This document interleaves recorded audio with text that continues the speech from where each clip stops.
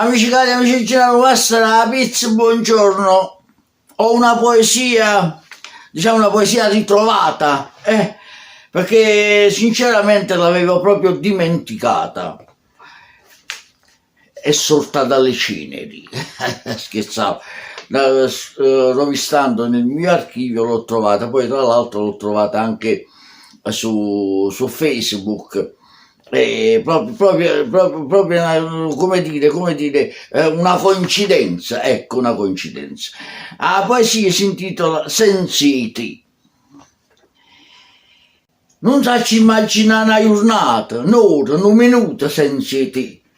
Senza te significa non campare, perché tu sei tutto quello che una femmina può dare.